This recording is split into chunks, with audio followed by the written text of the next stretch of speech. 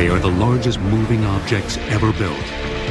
Their fleet carries over 100 million tons of oil in a single day. Targets in wars and targeted by environmentalists, they are an essential lifeline to industrialized nations around the globe. Now, oil tankers on Modern Marvels.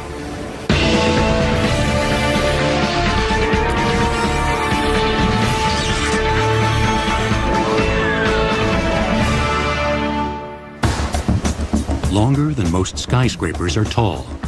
They are steel giants, carrying Earth's most valuable commodity.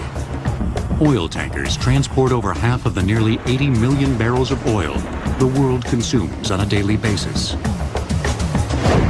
In an oil-dependent world, no nation consumes more than the United States.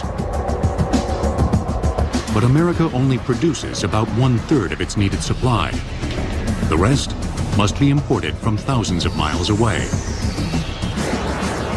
Regretfully, oil is found in some locations that are a great distance from markets such as the United States and in Europe. The only way to move that is either by ship or by pipeline. Oil tankers come in a range of sizes and are classified by their DWT, or dead weight tonnage, which is a tanker's weight when fully loaded. The 5 dominant classes are named Panamax, Aframax, Suezmax, very large crude carriers, or VLCCs, and ultra-large crude carriers, or ULCCs. The latter two are more commonly referred to as supertankers. In some cases, a tanker's classification name also specifies the region in which it can safely operate when fully loaded. For example, a Panamax is the largest tanker that can pass through the Panama Canal. A Suezmax is the maximum size tanker that is permitted to transit the Suez Canal. Larger tankers, such as supertankers, have drafts that are too deep and must use alternative waterways. Although oil tankers come in a variety of sizes, they're all built for one singular purpose: to carry oil. Lots and lots of oil. And this lone intent is reflected in the tanker's design. Beneath the steel skin of an oil tanker are a series of tanks subdivided by bulkheads. In a large-sized tanker, tanks are generally divided into 3 compartments that extend the width of the hull, and as many as 40 compartments that extend the length of the hull. The reason for doing that is to prevent the cargo sloshing and to provide stability. I think often the easy way of explaining it is if you were to carry a large bowl of water, I think one becomes very conscious of the fact that it's difficult to maintain the stability. If you can subdivide it by putting in divisions, it makes it a much more stable cargo. After the cargo tanks, at the stern of the ship, is a lone tower known as the superstructure, which houses all the necessary control rooms and crew accommodations. The remainder of a tanker's deck is an array of pipes used to transport oil, either into or out of the tank compartments below. As soon as an oil tanker leaves port, it becomes an entirely self-sufficient floating city, capable of producing all of its own electricity. They have huge generating units and generate electricity to not only keep the cargo contained and heated, but also to heat the ship and to run the equipment. They're very large power plants moving across the ocean. And the larger the tanker, the more easily it can slip through the water. Therefore, a VLCC requires only a single 30,000 horsepower diesel engine for power. The propulsion system consists of a single propeller and rudder, capable of moving a fully loaded VLCC at a speed of 15 knots. Auxiliary generators produce the ship's electricity. Tankers, by nature, are the most energy efficient of all vehicles. In terms of energy per ton-mile of the goods transported, we're moving it at a cost of about 2 cents per gallon. So at the gas pump, the actual price we're paying for gasoline has about 2 cents for having transported the oil. At a port in the Pacific Northwest, the Suezmax tanker British Harrier is in the process of offloading cargo to its Cherry Point refinery. The crude we're carrying is from Argentina and it's called Escalante. We carry 1 million barrels. What's that equivalent to? Probably 35 million gallons or so. It's a lot of oil. Although the Harrier looks safe in the calm waters of the port, offloading is actually one of the most dangerous aspects of its journey. Certainly, this is the risky part. We change the condition of the vessel greatly. This is a dynamic process, and it requires careful monitoring to avoid incidents, accidents, bad things, really. During cargo discharge, combustible gases are present on the deck of the ship. A single spark can lead to a catastrophic explosion. Crude oil is offloaded by huge steel pipes that extend the length of a tanker's center compartments. Additional pipes branch out from the main pipes in order to reach cargo in the starboard and port tanks. When the vessel is ready to discharge, hydraulic pumps create a vacuum inside the steel pipes, sending the cargo to more pipes that run along the ship's deck. From there, the oil is sent to a refinery or storage container via additional conduits. The discharging process for the Harrier will take 30 hours to complete. We'll have to run our pumps carefully to get as much out as possible. And I can assure you this vessel is going to be dry as popcorn at the end of the operation. But even after its combustible cargo has been emptied, the Harrier can still be a dangerous place. The power of the sea is so great. You've really got to watch the weather, because if you're doing full speed and the weather does deteriorate, the combined force of the weather hitting the ship can do a lot of damage. It can take steel structures on deck just away. To avoid accidents, sophisticated navigation tools are essential.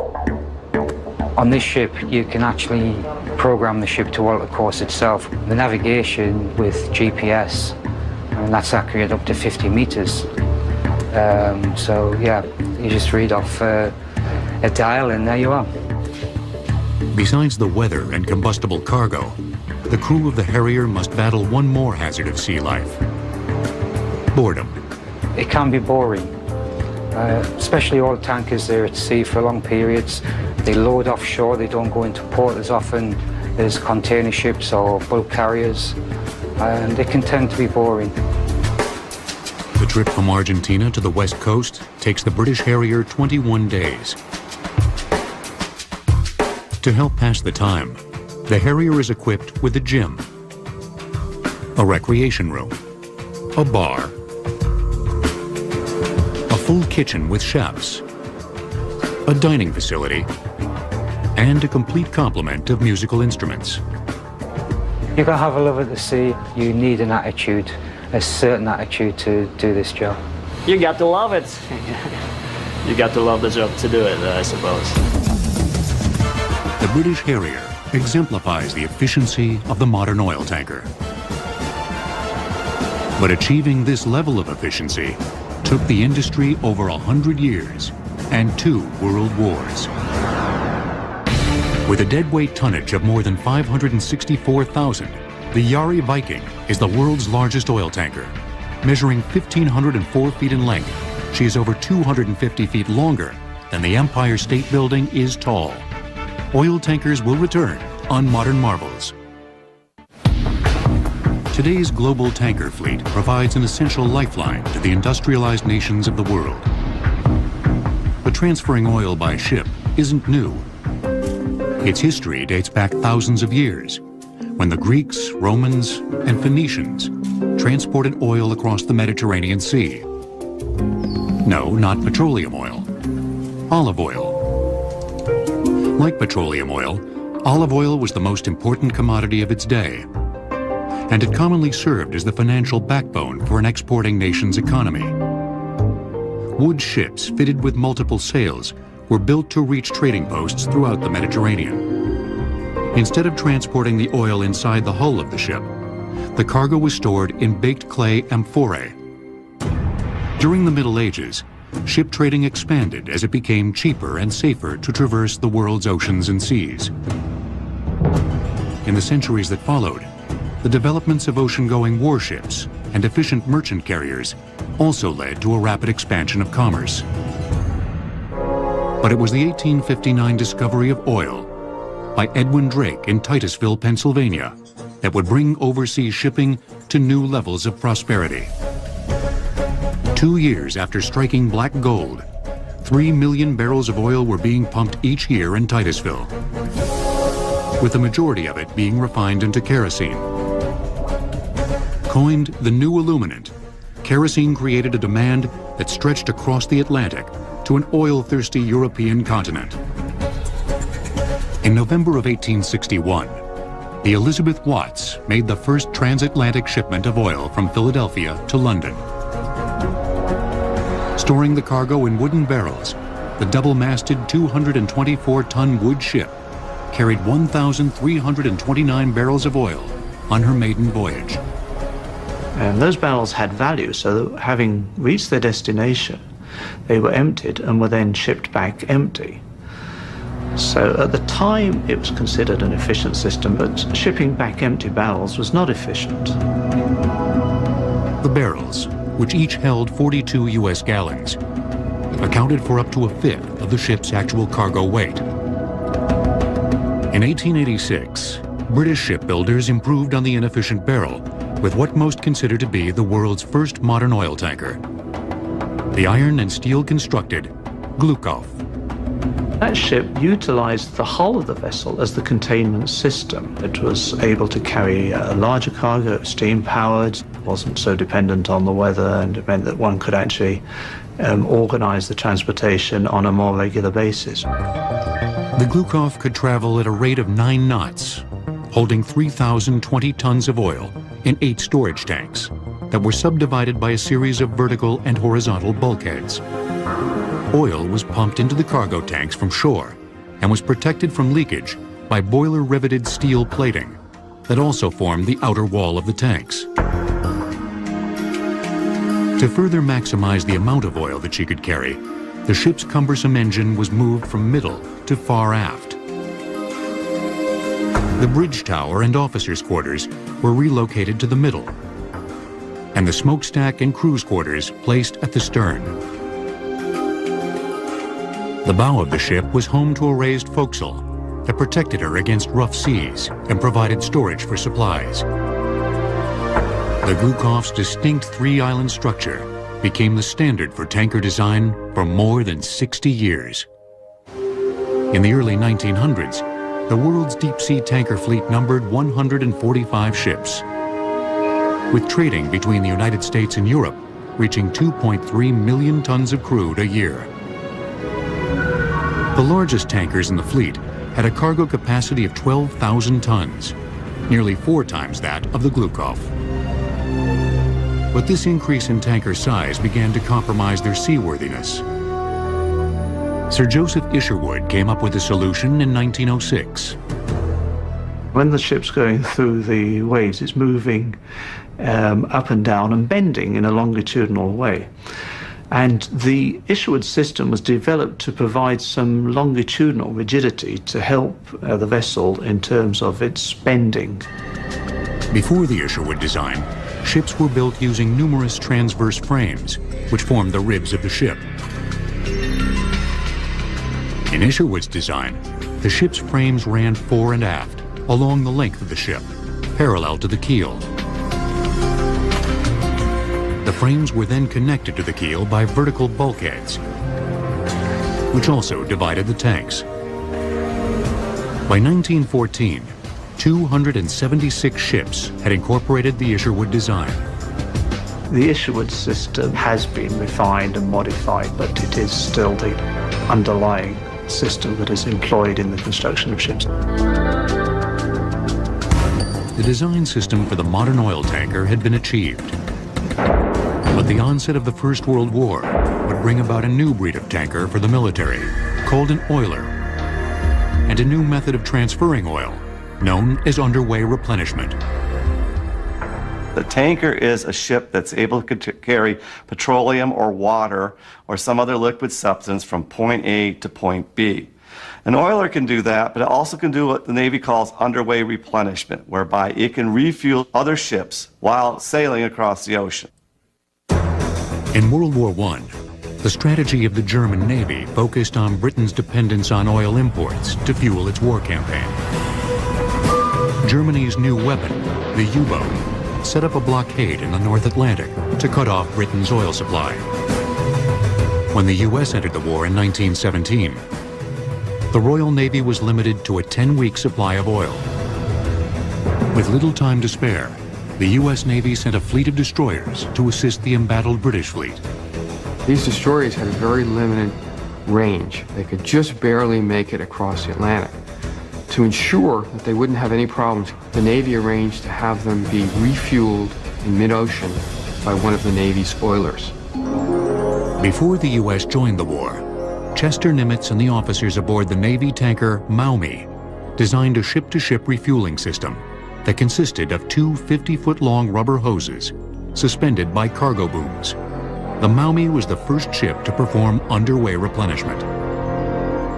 The advantage of underway replenishment is that the fleet or Navy formation can keep steaming while it is refueling, as versus having to go to a port somewhere and spend the time to refuel and then proceed on to its destination. By July 5th, 1917, the Maumee had refueled 34 destroyers headed for Europe. They helped break the German U-boat blockade. The significance of refueling these destroyers was it was the first time that anyone had refueled ships at sea in a tactical operation. And it was the forerunner of something that would happen again and again, especially in World War II. In the mid-1930s, war clouds began to form again on the global landscape. The United States military was quick to realize that if a Second World War were to erupt, it would be a fully mechanized conflict, and tremendous amounts of oil would be needed to ensure victory.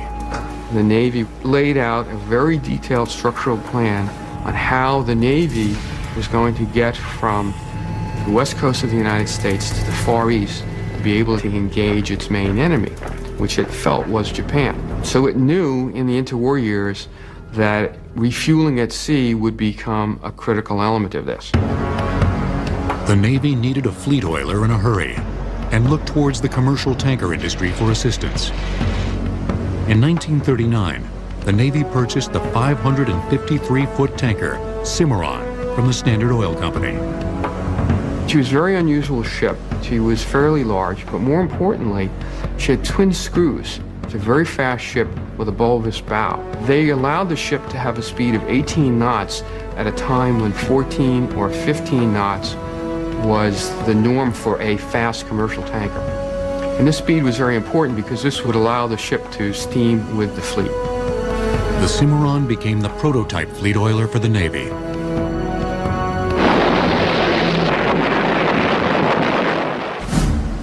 When the U.S. entered the war after the bombing of Pearl Harbor, the Cimarron class quickly distinguished itself in the battle for the Pacific. The real significance of the Cimarron class was that it permitted the United States to conduct the famous carrier raids that we're all familiar with. It's a little-known fact that every one of those raids was accompanied by an oiler. And this was because the destroyers all had to be refueled at sea, because they had limited range vessels. In addition to refueling at sea, the U.S. military needed to transfer millions of gallons of oil to the thousands of tanks, trucks, and planes it would be needed in Europe and along the Pacific fronts. Tankers were always a prime target of U-boats because they're important ships. Their cargo is important, so whenever a submarine saw a tanker, it would always go after it. The Allied forces were faced with the challenge of building tankers faster than the Axis powers could sink them. Their answer was the T-2 tanker. It was a standard design which allowed the ships to be built very quickly. They actually would construct segments on shore and then bring them to the building yard. And each time they built a tanker, they learned how to build it faster or quicker. About 525 of them were built throughout the war. They could do about 15 knots. They could carry all forms of petroleum. They were very instrumental in being able to support our forces overseas with large amounts of petroleum products. By the end of the war, the Navy's oilers and tankers have provided an invaluable lifeline of fuel to the Allied forces.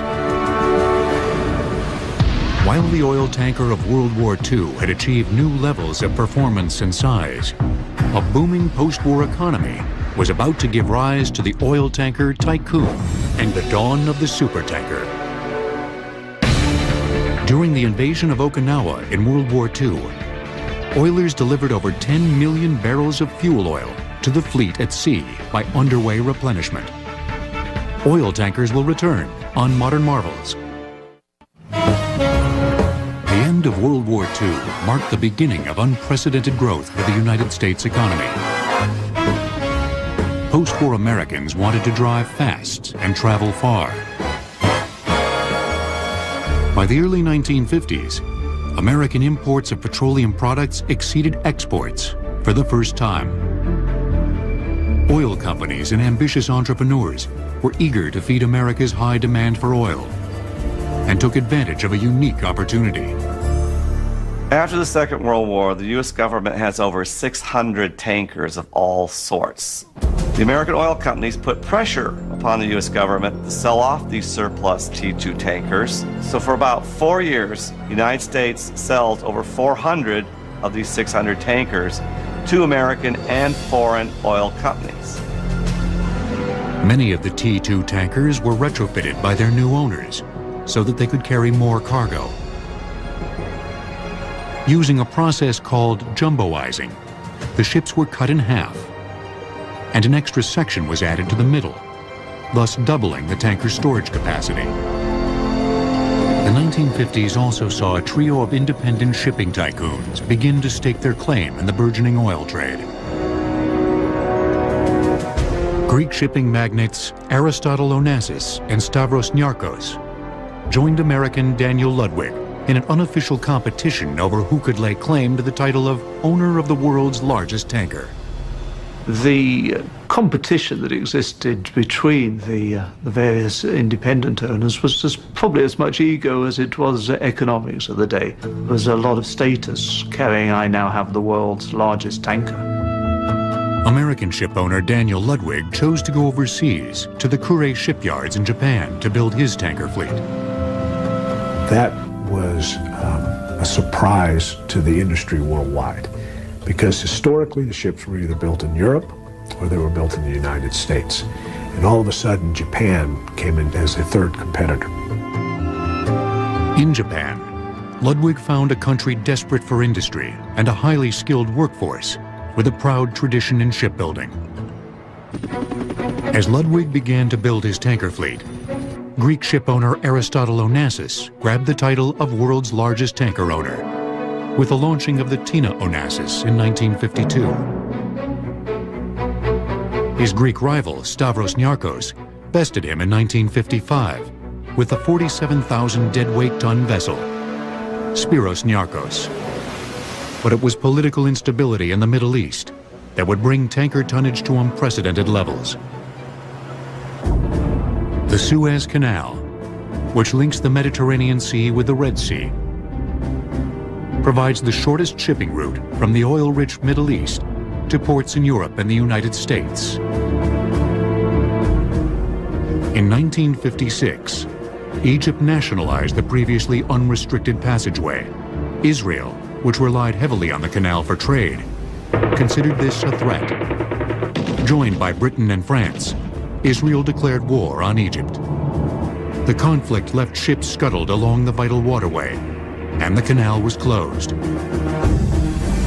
Ultimately, the United Nations settled the conflict, and the canal was reopened.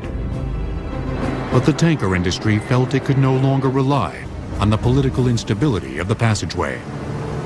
There was a realization that the oil that was moving from the Middle East to Europe, to the United States, had to come around South Africa, around the Cape. The route around the Cape of Good Hope and then north to Europe or the U.S. added as much as 11,000 miles round trip to a tanker's voyage. To maintain the normal flow of crude to both continents, tanker tonnage had to increase by nearly 100%. The industry was left with two alternatives: either build a large fleet of small vessels or a small fleet of large vessels. The decision came down to the economics of scale. If you had a box 10 foot by 10 foot by 10 foot, there's let's call it feet, there's 1,000 feet within that box.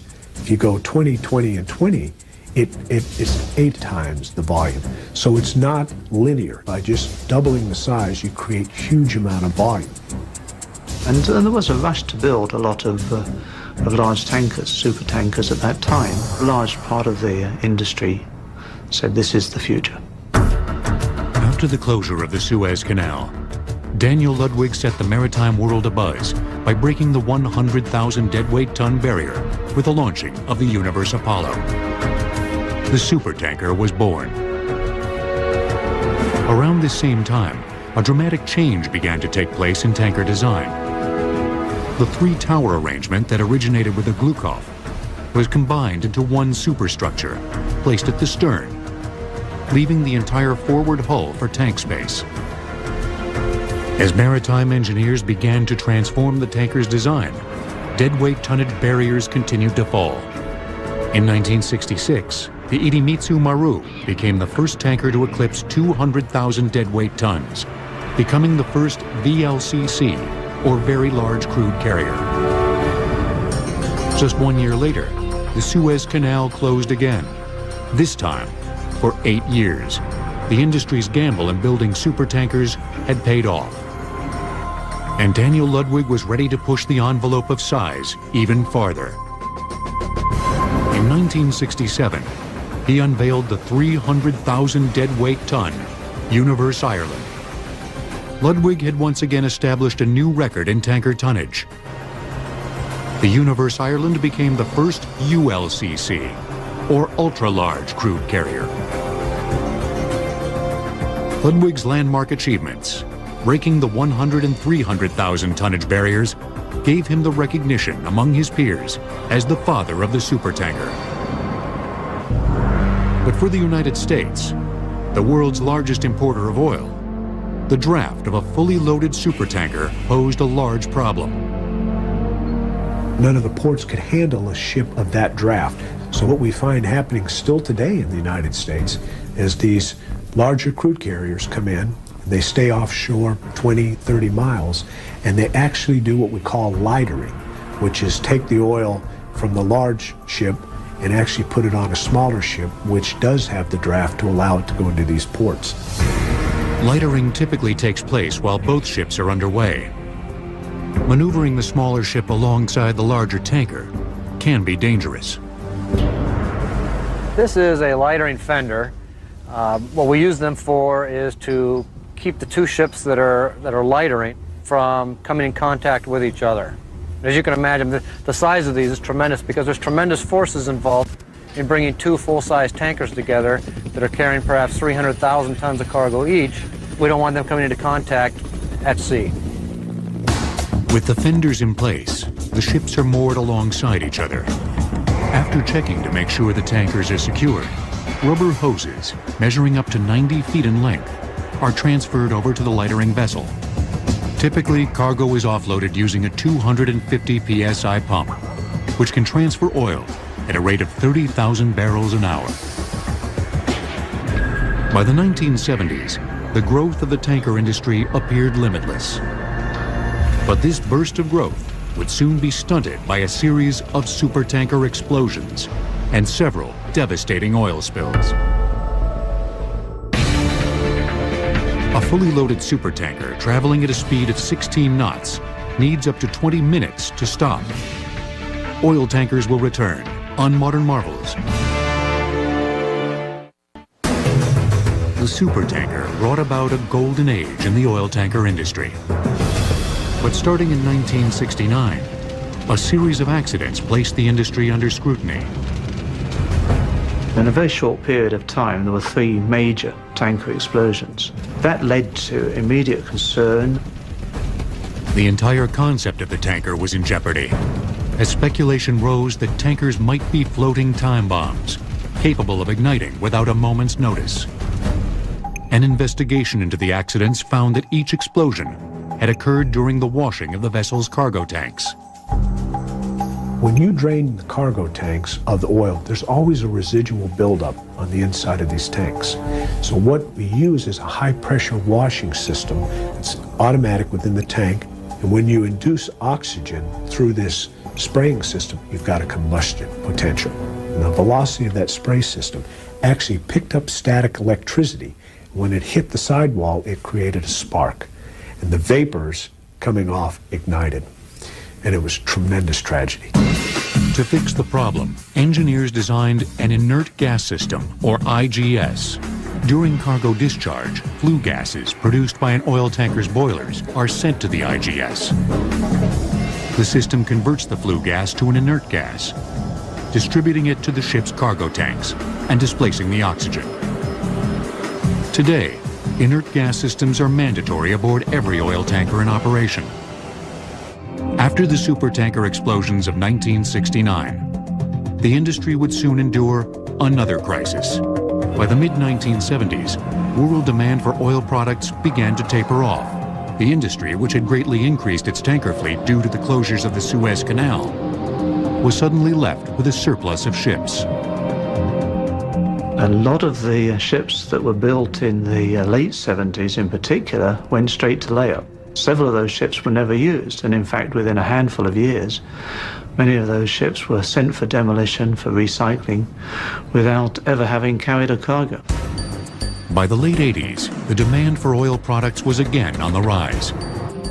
New tankers were being built, and the industry showed signs of a full recovery. But its momentum would be short-lived, as an environmental disaster was about to change the industry forever. Since the dawn of the supertanker, hundreds of millions of gallons of oil have been spilled in oceans throughout the world. But no oil tanker spill has had a greater impact on the industry than the grounding of the Exxon Valdez in 1989. On March 24th, the single-hull Valdez hit a reef, fracturing its hull. The result was the leakage of approximately 11 million gallons of its cargo into a pristine environment. The Exxon Valdez severely damaged the local environment around Prince William Sound in Alaska. The oil then drifted to the west and continued to damage coastline along Alaska. It killed many animals outright, from birds to seals to sea otters, and then continued to damage fish populations and other aquatic populations. The Exxon Valdez oil spill was regretful, not only for Exxon itself, but for all the industry. But what it taught all of us is even though we were operating as safely as possible with the emergency response equipment that we thought was adequate, we learned that we needed to do even more. After the grounding of the Valdez, public outcry and political pressure led to new legislation for tankers entering U.S. waters. The Oil Pollution Act of 1990 effectively mandated the introduction of double hulls. The double hull basically provides for protection from collisions and groundings. And those incidents represent something like 50% of the incidents that tankers are involved with. So the double hull is providing immediately an enhanced level of protection. OPA 90, as it's known throughout the industry, requires all tankers entering U.S. waters to be double-hulled by 2015. However, in Europe, the tanker spills of the Erika, and later the Prestige, created a new set of legislation from the International Maritime Organization. The Prestige was an incident that occurred in November 2002 off Spain. Unfortunately, it led to a very bad pollution, very major pollution of the beaches of Galicia. It's also led to a lot of new legislation. It has led to an accelerated withdrawal, forced withdrawal of single-hull tankers.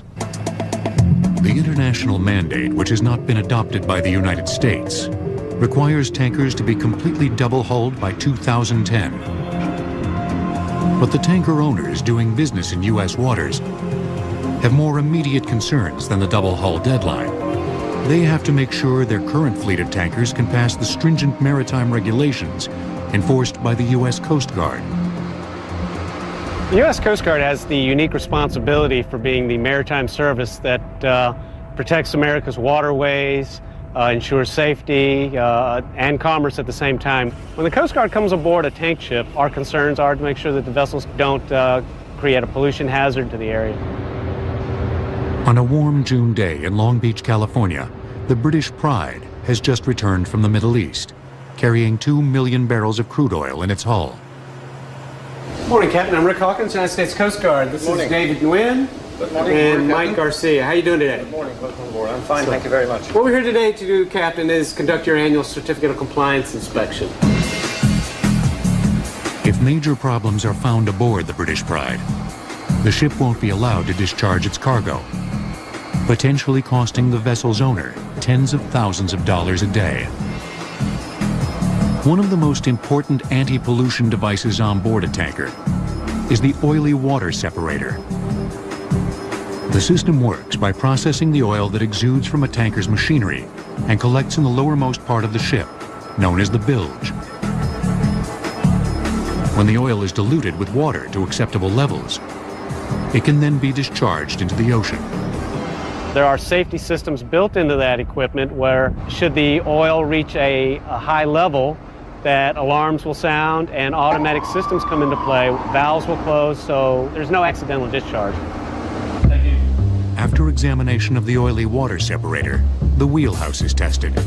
We go from hard port to hard cellar. Hard port, hard cellar. That's hard port. Emergency firefighting equipment is checked, and manual control of the ship's rudder is inspected. Upon completion, the vessel is given permission to discharge its cargo. Based on the inspection this morning of the Pride, the ship was in very good condition. The crew, the officers, and the deck crew were very competent and very cooperative. And all the machinery that we inspected was in very good condition and operated as intended. Monitoring the hundreds of oil tankers entering U.S. harbors is a huge responsibility for the Coast Guard. And they're about to get even busier, as the tanker industry is currently undergoing the highest level of new ship construction since post-World War II. The largest oil tanker spill on record occurred in 1979, when 2 tankers collided off Tobago Island, spilling approximately 280,000 metric tons of oil into the Caribbean Sea. Oil tankers will return on Modern Marvels. At the National Steel and Shipbuilding Company in San Diego, California, BP is building 4 new Alaskan oil tankers to meet the OPA 90 deadline of 2015. At 185,000 deadweight tons, each ship consists of 34,000 tons of steel and requires 106,000 gallons of paint.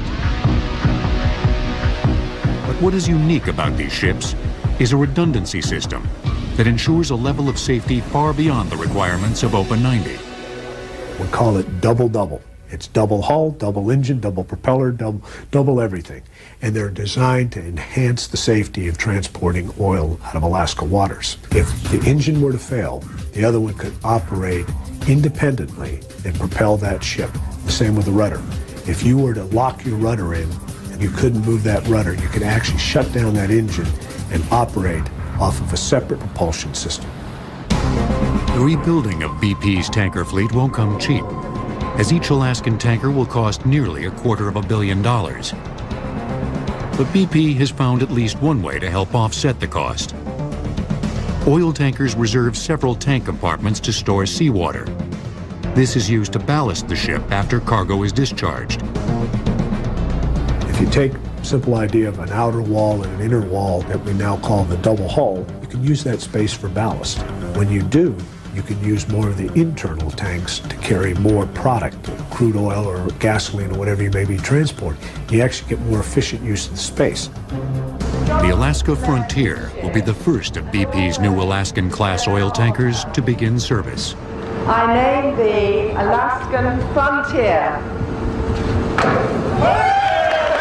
When the Alaska Frontier sails, it will be the safest tanker sailing in U.S. waters. However, BP isn't the only company that is undergoing a massive rebuilding of its tanker fleet. New legislation has brought about the highest level of tanker construction since post-World War II. The reason is the industry, ahead of the deadline, is beginning to build their double-hull tankers around the world. By 2010, which is still 5 years before the requirement for all double-hull, approximately 85% of the world's oil tanker fleet will be double-hulled. But in spite of the new, stricter laws and regulations, there are critics who believe there are bigger issues at hand. Double-hulling a tanker adds safety, for sure, but it's not going to fix the entire problem. It's a Band-Aid solution in the end. Oil tankers are not the problem. Oil is the problem. Our nation and most nations in the world are over-dependent on oil. We're addicted to oil. While renewable energies are being developed, their evolution remains slow, and the world's demand for oil continues to increase. But oil is a non-renewable resource, and its supply will one day be exhausted. Today we're talking about oil being available certainly for another handful of decades, 20, 30, 40, 50 as routinely talked about. So for the tanker owner, there is not a real concern today that the world is about to stop shipping oil. In parallel with the exploration of oil and the utilization of oil, gas is becoming a substitute in many cases for oil. It is the growth industry in terms of an energy source. It's cleaner, it burns more efficiently, and has a huge role to play in reducing greenhouse gases and emissions around the world. Transporting natural gas to the United States will be the job of the LNG, or liquid natural gas tanker. LNGs store the gas in liquid state by cooling it to a temperature of minus 256 degrees Fahrenheit. In addition to their more environmentally friendly cargo, LNGs are less polluting than oil tankers, using mainly natural gas for propulsion. And at 900 feet in length, with a draft of 36 feet, LNGs can enter ports that would be restricted to most large-sized oil tankers. While the current LNG fleet numbers just under 200, that number is expected to increase in the coming years. Some reports suggest that by 2050 there will be as many LNG carriers, 450, 500, as there are very large crude carriers, oil carriers today. Although oil tankers remain the most important energy lifeline to the world, the increase of the LNG fleet signals that its tenure of dominance is limited. Declining oil reserves combined with a global increase in energy consumption will inevitably force the proliferation of alternative fuels. As alternatives emerge, as we start to develop other ways to get around in our cars, hopefully tankers will become obsolete, hopefully refineries will become obsolete, and we will get off of our oil addiction. But the footprint left behind by these steel giants will endure for generations to come. I think in the future there'll be a realization that it was indeed a marvel of the time, a necessity of the time. It's an industry that continuously improved, that used innovative techniques to make the movement of hydrocarbons even safer, that supplied much needed energy to places that before ships were built the way they are, we couldn't get the energy to them. The oil tanker will forever be linked to the spectacular growth of the petroleum industry. It will serve as a reminder of a time when nations depended on oil, from thousands of miles away, to power the industrialized world. Beneath the steel skin of an oil tanker are a series of tanks subdivided by bulkheads. In a large-sized tanker, tanks are generally divided into 3 compartments that extend the width of the hull, and as many as 40 compartments that extend the length of the hull. The reason for doing that is to prevent the cargo sloshing and to provide stability. I think often the easy way of explaining it is if you were to carry a large bowl of water, I think one becomes very conscious of the fact that it's difficult to maintain the stability. If you can subdivide it by putting in divisions, it makes it a much more stable cargo. After the cargo tanks, at the stern of the ship, is a lone tower known as the superstructure, which houses all the necessary control rooms and crew accommodations. The remainder of a tanker's deck is an array of pipes used to transport oil, either into or out of the tank compartments below. As soon as an oil tanker leaves port, it becomes an entirely self-sufficient floating city, capable of producing all of its own electricity. They have huge generating units and generate electricity to not only keep... The carrier looks safe in the calm waters of the port. Offloading is actually one of the most dangerous aspects of its journey. Certainly, this is the risky part. We change the condition of the vessel greatly. This is a dynamic process, and it requires careful monitoring to avoid incidents, accidents, bad things, really. During cargo discharge, combustible gases are present on the deck of the ship. A single spark can lead to a catastrophic explosion. Crude oil is offloaded by huge steel pipes that extend the length of a tanker's center compartments. Additional pipes branch out from the main pipes in order to reach cargo in the starboard and port tanks. When the vessel is ready to discharge, hydraulic pumps create a vacuum inside the steel pipes, sending the cargo to more pipes that run along the ship's deck. From there, the oil is sent to a refinery or storage container via additional conduits. The discharging process for the Harrier will take 30 hours to complete. We'll have to run our pumps carefully to get as much out as possible. And I can assure you this vessel is going to be... That is either by ship or by pipeline. Oil tankers come in a range of sizes and are classified by their DWT, or dead weight tonnage, which is a tanker's weight when fully loaded. The 5 dominant classes are named Panamax, Aframax, Suezmax, very large crude carriers, or VLCCs, and ultra-large crude carriers, or ULCCs. The latter two are more commonly referred to as supertankers. In some cases, a tanker's classification name also specifies the region in which it can safely operate when fully loaded. For example, a Panamax is the largest tanker that can pass through the Panama Canal. A Suezmax is the maximum size tanker that is permitted to transit the Suez Canal. Larger tankers, such as supertankers, have drafts that are too deep and must use alternative waterways. Although oil tankers come in a variety of sizes, they're all built for one singular purpose: to carry oil. Lots and lots of oil. And this lone intent is reflected in the tanker's design.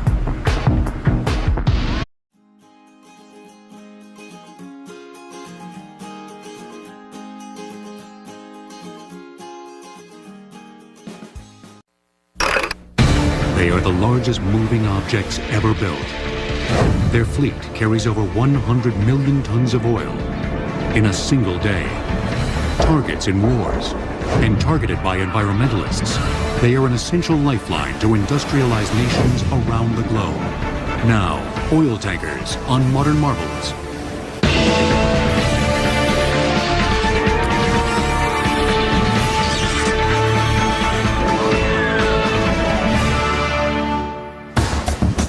Longer than most skyscrapers are tall. They are steel giants, carrying Earth's most valuable commodity. Oil tankers transport over half of the nearly 80 million barrels of oil the world consumes on a daily basis. In an oil-dependent world, no nation consumes more than the United States. But America only produces about 1/3 of its needed supply. The rest must be imported from thousands of miles away. Regretfully, oil is found in some locations that are a great distance from markets such as the United States and in Europe. The only way to move the cargo contained and heated, but also to heat the ship and to run the equipment. They're very large power plants moving across the ocean. And the larger the tanker, the more easily it can slip through the water. Therefore, a VLCC requires only a single 30,000 horsepower diesel engine for power. The propulsion system consists of a single propeller and rudder, capable of moving a fully loaded VLCC at a speed of 15 knots. Auxiliary generators produce the ship's electricity. Tankers, by nature, are the most energy efficient of all vehicles. In terms of energy per ton-mile of the goods transported, we're moving it at a cost of about 2 cents per gallon. So at the gas pump, the actual price we're paying for gasoline has about 2 cents for having transported the oil. At a port in the Pacific Northwest, the Suezmax tanker British Harrier is in the process of offloading cargo to its Cherry Point refinery. The crude we're carrying is from Argentina, and it's called Escalante. We carry 1 million barrels. What's that equivalent to? Probably 35 million gallons or so. It's a lot of oil. Although the